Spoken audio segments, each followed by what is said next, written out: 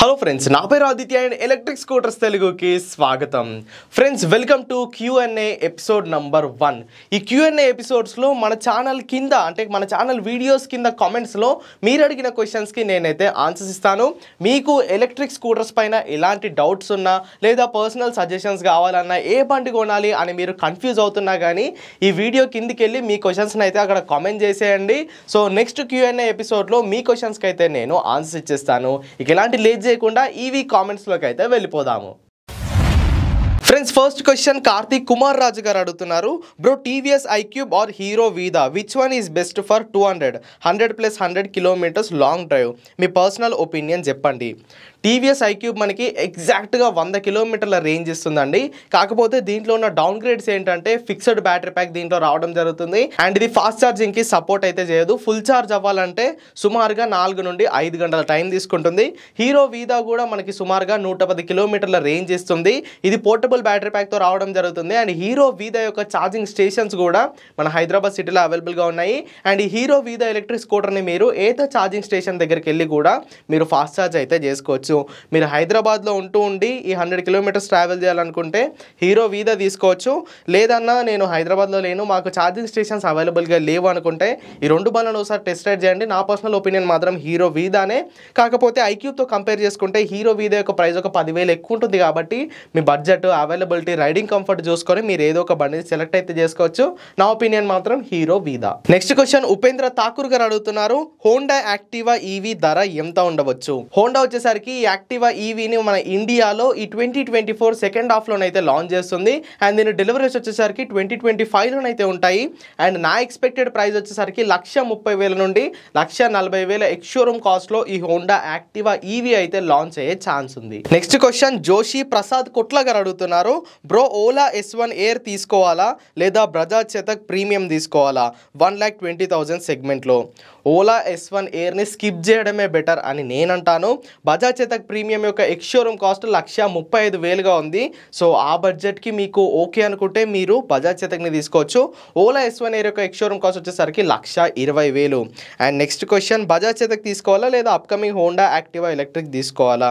Honda Activa electric అయితే ఈ 2024లో మనకి చూడడానికి అయితే ఉండదు, కేవలం యూట్యూబ్లో, టీవీలోనే చూడాలి.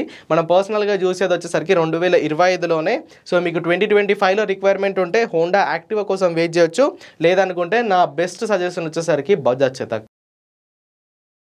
నెక్స్ట్ క్వశ్చన్ సాయి పవన్ గారు అడుగుతున్నారు.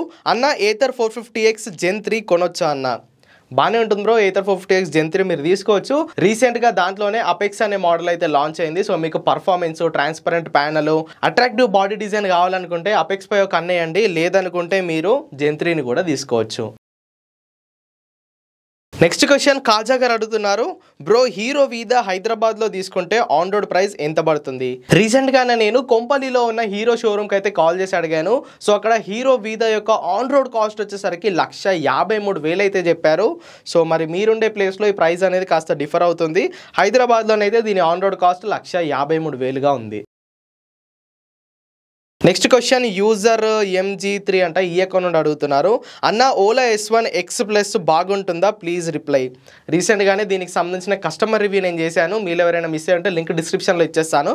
స్కూటర్ అయితే నాకు బాగానే అనిపించింది. ఆ డిస్ప్లే అన్లాకింగ్ ఫీచర్ ఒక్కటి నాకు కాస్త కన్ఫ్యూజింగ్ అనిపించింది, కానీ మిగతా బాడీ కానివ్వండి, రేంజ్ కానివ్వండి, స్పీడ్ అన్నీ బాగానే అనిపించాయి. నో ప్రాబ్లం, తీసుకోవచ్చని నేను అనుకుంటున్నాను. బట్ ఒకసారి మీరు దాన్ని ఫిజికల్గా చూసి మీకు నచ్చి రైడ్ చేసి దాని ఫీల్ నచ్చితే మీరు తీసుకోండి, లేదంటే స్కిప్ చేయండి. నెక్స్ట్ క్వశ్చన్ శేఖర్ గారు అడుగుతున్నారు. ఎలా ఉన్నారు శేఖర్ గారు? మీ క్వశ్చన్కి నేను ఆన్సర్ ఇవ్వలే అని మొన్న ఈవీ తెలుగులో ఆస్కివి తెలుగు వీడియో కింద కమెంట్ చేశారు. సో మీ ఆన్సర్ ఇక్కడ ఇస్తున్నాను నేను. హాయ్ బ్రో, మా రిలేటివ్స్ ఈవీ స్కూటర్ తీసుకోవాలి అనుకుంటున్నారు. అవేరా రెట్రోసా, ఆంపియర్ ప్రైమస్, బజాజ్ చేతక్, టీవీఎస్ ఐక్యూబ్, వీటిలో అన్ని పారామీటర్స్ క్యాలిక్యులేట్ చేసి వాల్యూ ఫర్ మనీ స్కూటర్ చెప్పండి బ్రో.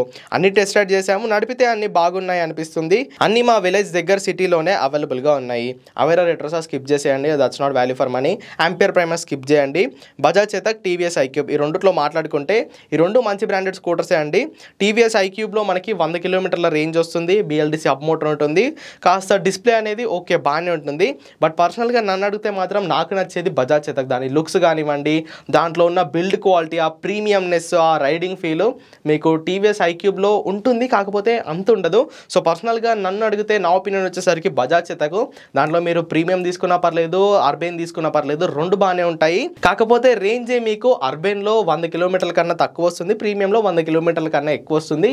రేంజ్ పెద్దగా మాకు మ్యాటర్ కాదనుకుంటే Bajaj Chetak is the best option.